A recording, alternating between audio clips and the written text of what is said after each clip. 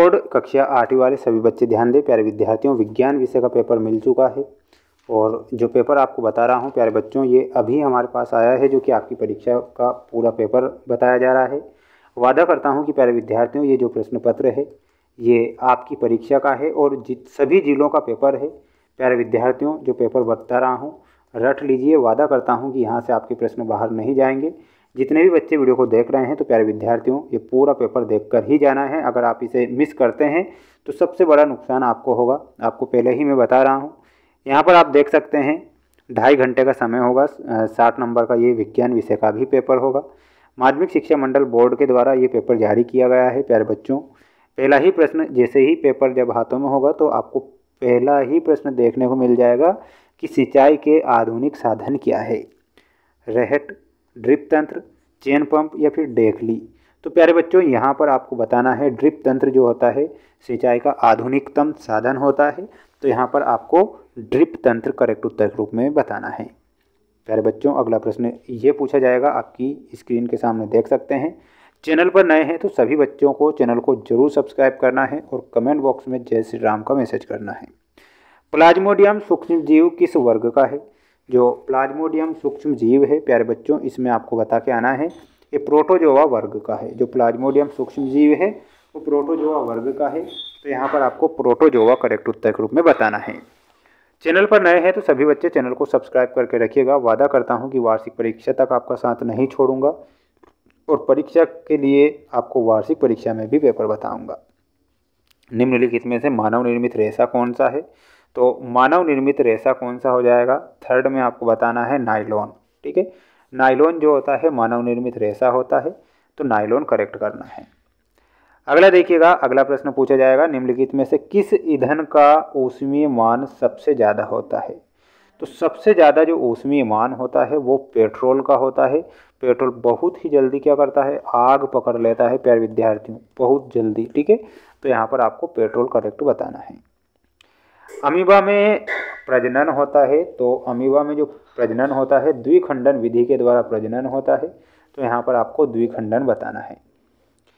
इसके बाद में हम बढ़ेंगे हमारे अगले प्रश्न की ओर। अगला प्रश्न देख लीजिए और छाप लीजिए, रट लीजिए। बार बार मैं आपसे यही कहूँगा कि पेपर आपका यहाँ से बाहर नहीं जाएगा। देखिएगा, प्रश्न में पूछा गया है, निम्नलिखित में से किसे घर्षण द्वारा आसानी से आवेशित नहीं किया जा सकता है? तो फूले हुए गुब्बारों को आसानी से हम आवेशित नहीं कर सकते। सौरमंडल में सूर्य के सबसे पास का ग्रह कौन सा होता है? तो सबसे नज़दीक का जो ग्रह होता है वो बुध ग्रह होता है। और जो ये बुध ग्रह है ना प्यारे विद्यार्थियों, ये सबसे छोटा ग्रह है। कैसा ग्रह है? सबसे छोटा जो ग्रह है बुध ग्रह है और सूर्य के सबसे पास है। तो ये आपको बताना है। नेक्स्ट प्रश्न में बता देता हूँ प्यारे बच्चों। अगला, प्रति एकांक क्षेत्रफल पर लगने वाले पूर्णोद को क्या कहते हैं? तो उसे प्यारे बच्चों दाब कहते हैं। तो यहाँ पर आपको दाब याद करके जाना है। इसके बाद में यहाँ पर अगला क्वेश्चन देखिएगा। अगला प्रश्न आ चुका है आपकी स्क्रीन के सामने, जिसमें आपको रिक्त स्थान वाले प्रश्न दिए जाएंगे। पहला ही प्रश्न प्यारे बच्चों आपको देखने को मिल जाएगा कि फसल उगाने से पहले प्रथम चरण में मिट्टी की जाती है। तो मिट्टी की क्या की जाती है प्यारे विद्यार्थियों? जुताई की जाती है। तो यहाँ पर आपको जुताई लिखना है। हैजा के द्वारा होने वाला रोग है। तो जो हैजा है वो जीवाणु जनित बीमारी है। तो यहाँ पर आपको जीवाणु लिखना है। सूक्ष्म जीवों को की सहायता से देखा जाता है। जो सूक्ष्म जीव होते हैं उन्हें किसकी सहायता से देखा जाता है? उन्हें देखा जाता है सूक्ष्मदर्शी के द्वारा। तो यहाँ पर आपको सूक्ष्मदर्शी बताना है। प्रवासी पक्षी सुदूर क्षेत्रों से परिवर्तन के कारण पलायन करते हैं। तो वो करते हैं जलवायु के कारण। ठीक है, तो यहाँ पर आपको जलवायु फिल करना है। स्क्रीनशॉट ले लीजिए, रट लीजिए, छाप लीजिए। पेपर अगर बता रहा हूँ तो वादा करता हूँ कि पेपर आपका यहाँ से बाहर नहीं जाएगा और ये जो प्रश्न है ये आपकी परीक्षा में छप जाएंगे। फास्फोरस बहुत आधातु है। तो जो फास्फोरस है वो बहुत अभिक्रियाशील आधातु है। तो यहाँ पर आपको क्या लिखना है? अभिक्रियाशील, अभिक्रियाशील लिखना है। ठीक है, ये आपका यहाँ पर सही उत्तर के रूप में हो जाएगा। रबी की कोई दो फसल के नाम याद करके जाना है। 2 नंबर में आएगा ये प्रश्न। तो रबी की 2 फसल कौन सी हो जाएगी? एक तो आपकी गेहूं मान लीजिए, जो रबी की है ना, एक तो गेहूं है प्लस चना है प्लस मटर है। दो जीवाश्म ईंधन के नाम बताइए। तो दो जीवाश्म ईंधन कौन से हैं? तो एक तो पेट्रोल हो जाएगा, पेट्रोल प्लस कोयला। दो के बारे में पूछा है तो दो ही बताएंगे ना। सीएनजी और एलपीजी का ईंधन के रूप में उपयोग से क्या लाभ होता है? एक एक लाभ आपको लिखना है।